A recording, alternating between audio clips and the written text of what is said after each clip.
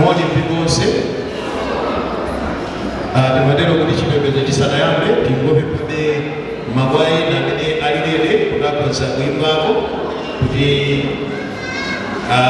otsogolera tsopano akafika ndekuti chipembedzo chiyamba ndipo timafuna tipemphe ngati a station choir kulilede Mamelodi station choir ngati kulilede tayimbira nino Mamelodi station choir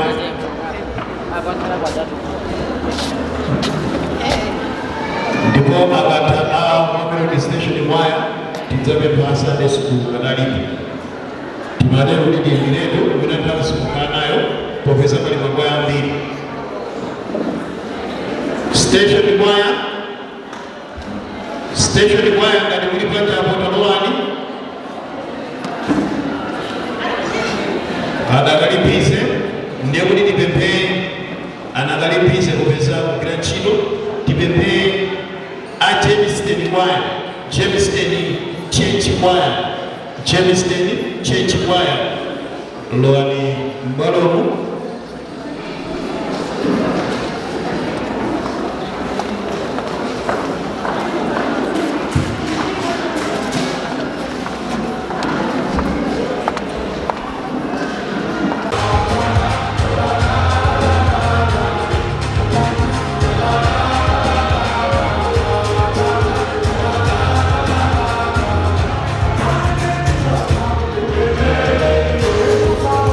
People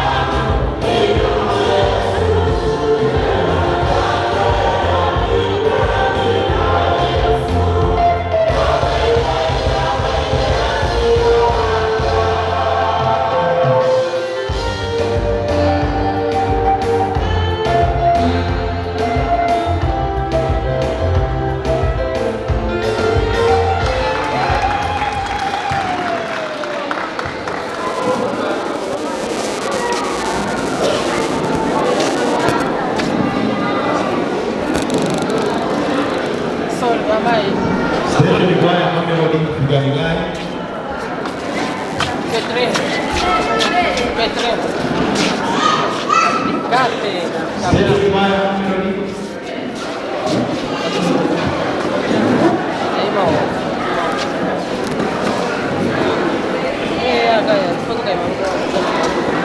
Hasta kumugozeke anamaliza station kama ndio station hasa kumugozeke.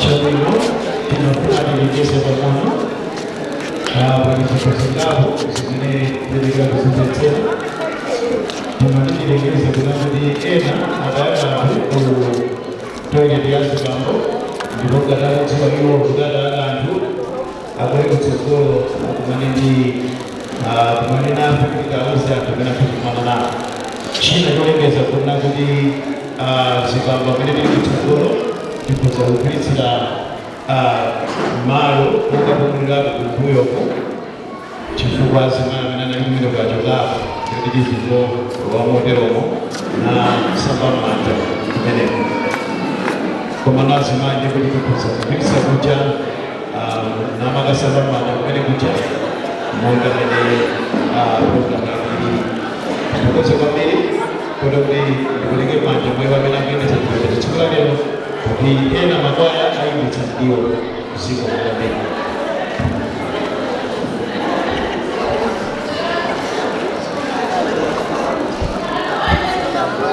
Moni Bingoze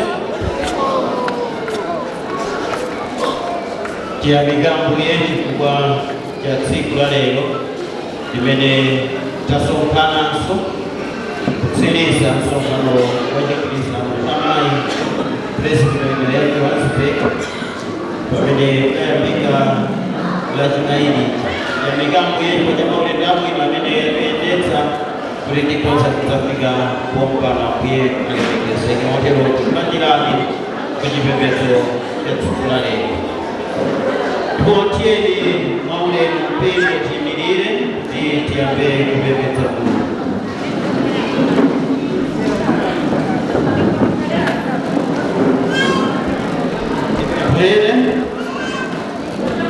Tanizolatu lilizina la Yehova lika kumangalizi gola pasi abale okondero kisomo cha mbwe watu Yesu Kristo nintende zojogera kwa Mungu Atate ndambwe Yesu Kristo mwejanja mujamsimu yera sekaleni unonse byandira sopano kupigira ku ntawe za ntawe.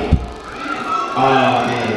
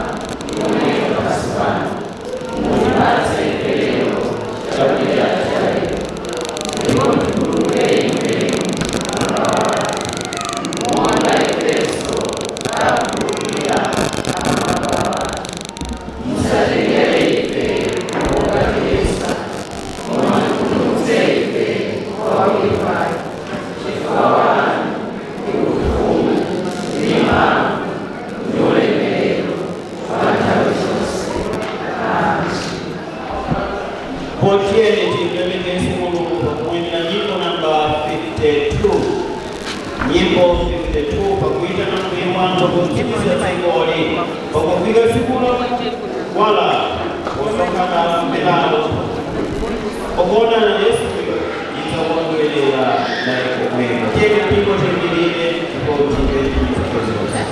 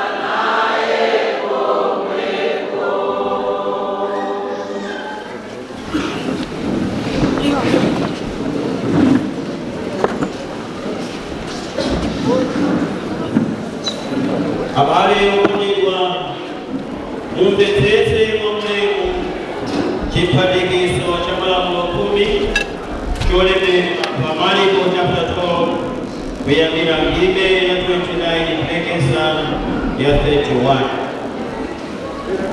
betizani ndiposa kwenye mitima ya mtukuzi Yesu wakurucha mwekale bacha bandocha ni ila Mungu wiwaki Yesu Kristo Adamu Yesu tunakumpesa kikubwa kwa ndiwe malamulo amene Mose adatipatsa ndilamulo ili imene liposaosewa tunapopeza iyamatsiwa zimene zili mu mtima mwawo kuyaka kwake adawaya kumotera lamulo la msogolo ndili mbere isila mpuye Mulungu wathu ampuye ndiye mmodzi ndiponso kodambuye Mulungu wako ndi mtima wonse ndi moyo wako wonse ndi nzeru zako zonse ndi mphamvu yako yonse kumvera Mulungu ndi kumkonda Mulungu mu mtunthu wathu toyamba pamoyo wathu kale Mulungu pola chiwiri ndeli usikonda mzako monga udzikonda mwini kupalipira kuno lina lakuposa tidaonetsesa malamulo onsewa aliku kasikika pa chikondi kuti tikamkonde Mulungu silinji mwini tikangonda mzathu sitingamchitire tinamvetsetsa chotero mungatatisa tulii tiona kulepera kwanthu mwambiri mene sitinachite bwino pachake tikati kuti tilibe uchimo titsenyenga tokha ndipo mwa ife mulibe choonadi pakuti timakukuda tonse pa zinthu zambiri pachake tiyeni tivomereze machimo athu kwa iye modziwa zonse za mitima mwathu pakuyimba nyimbo ya 347 chimake yachiwiri koma mopemphera.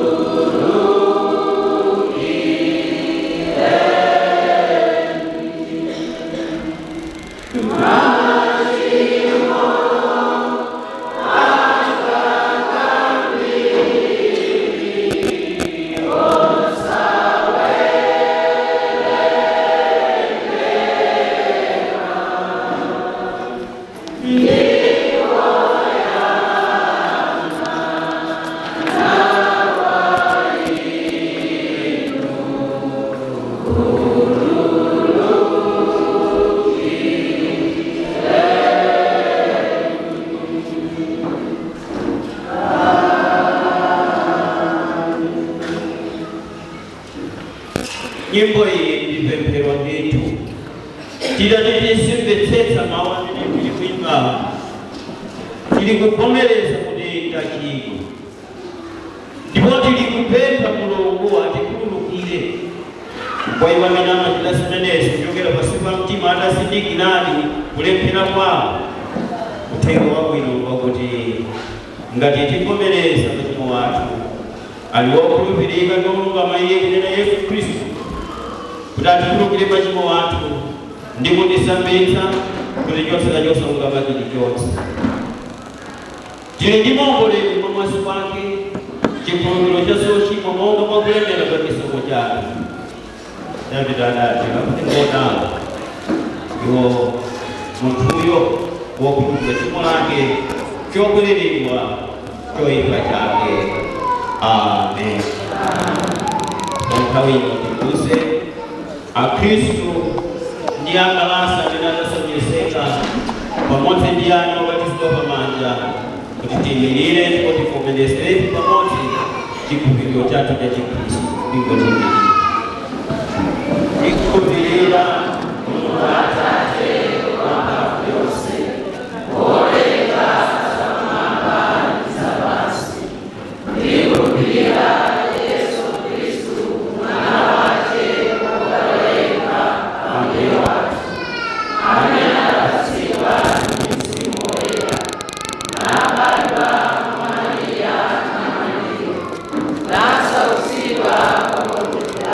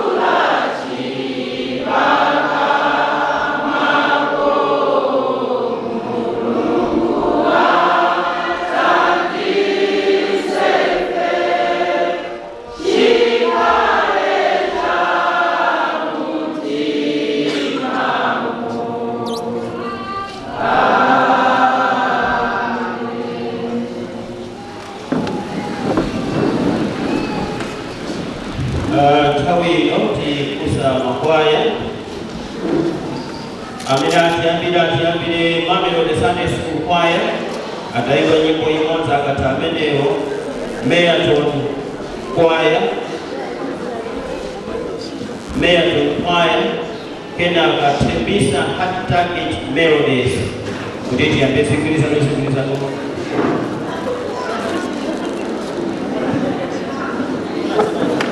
Mamelodi Sunday School akati amenewo Meyaton Choir.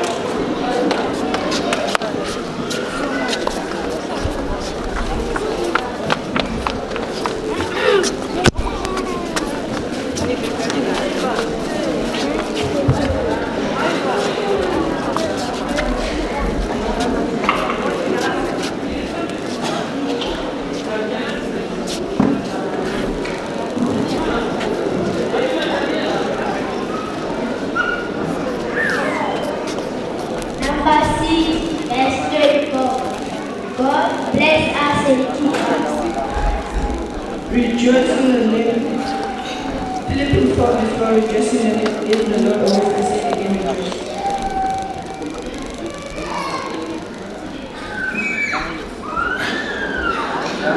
John 15:17. These things I command you so that you love one another. John 14:1. Timawana sabutike. Mungu yupila Mungu yupila Mungu.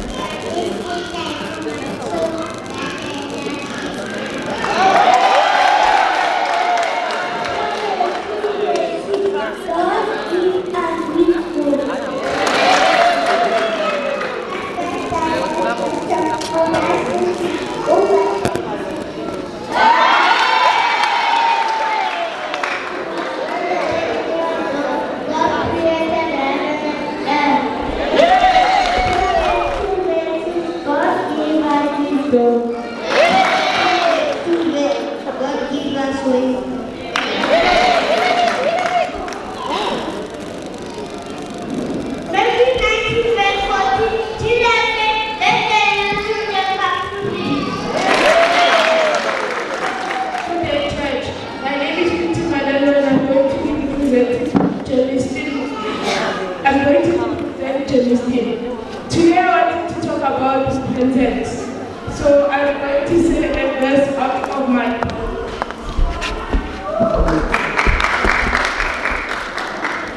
Matthew 3:2. Turn away from your sins, he said, because the kingdom of heaven is near. So church, what does this verse say? First of all, what is repentance? Repentance is when you turn away from sin and you ask God for forgiveness through prayer. And what is sin? Sin is when you do something which is wrong and that is not being approved by the Bible. And to repent, you need to have a good attitude. And you need to know that there is no such thing as a small sin. Because if you just hit him now, compared to someone who killed somebody, you will each go away from God the same path. So church, we need to know that if we repent, we can have a higher chance of making it to the promised land. Because the promised land is near. It's just a verse away from our hands. And Jesus can come anytime. I have to ask you, if you can die now, do you think you will go to heaven?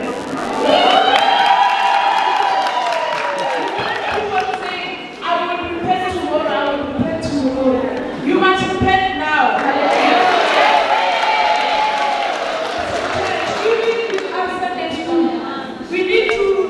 We need to repent because if we can do something bad to our parents will get angry. And if we say sorry to them, they will be happy again. Same thing with Jesus. So let us just all repent now. Thank you.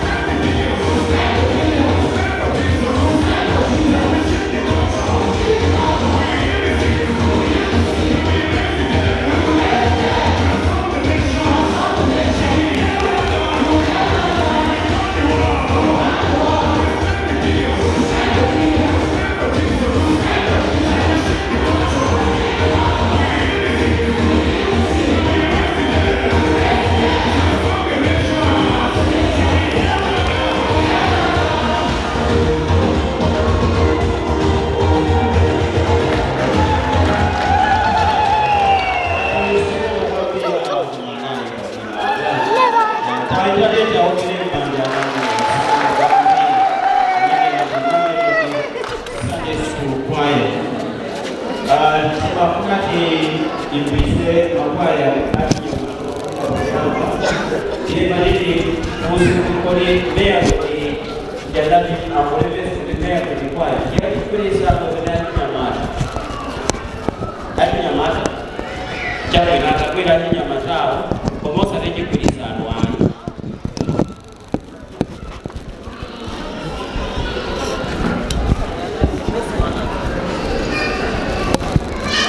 akata Mayor George Choir akwira Tembisa Heart Target Melodies akata amenewo Johannesburg Station Choir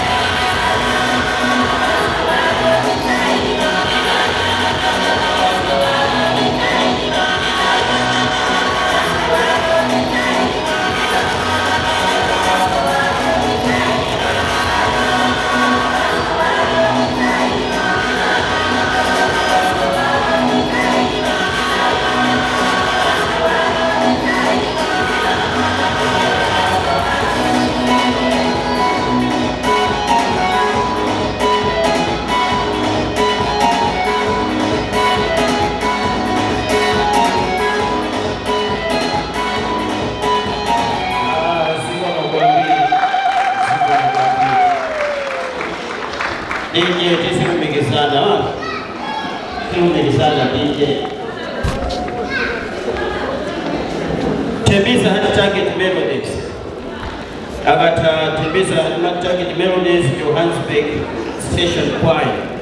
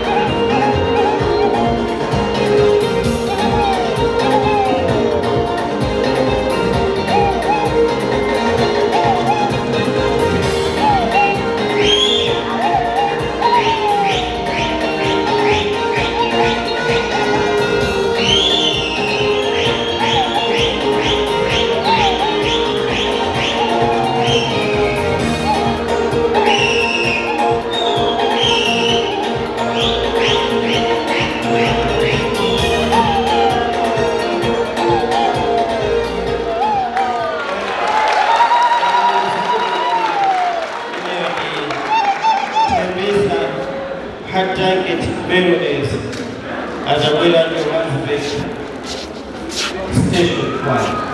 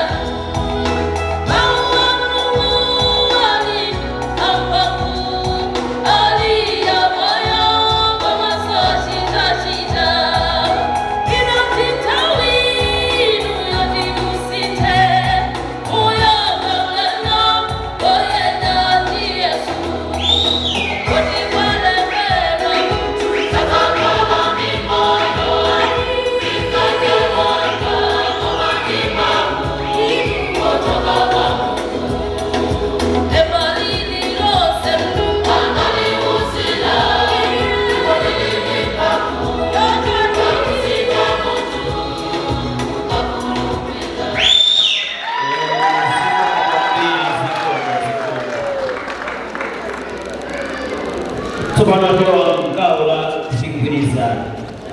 ndiye timaditi ndimotere kuna kusunga nthawi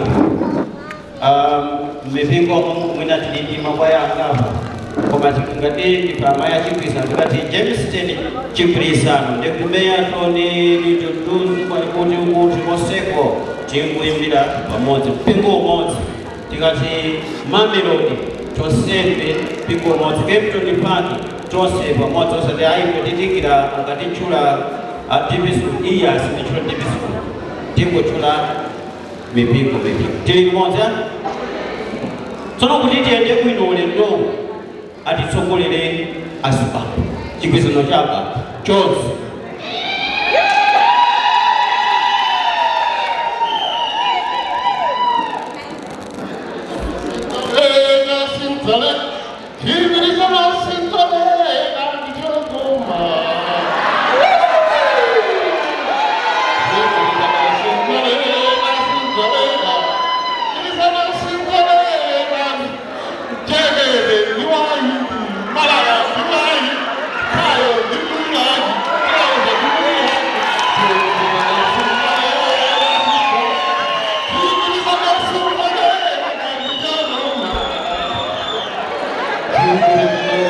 Thank you.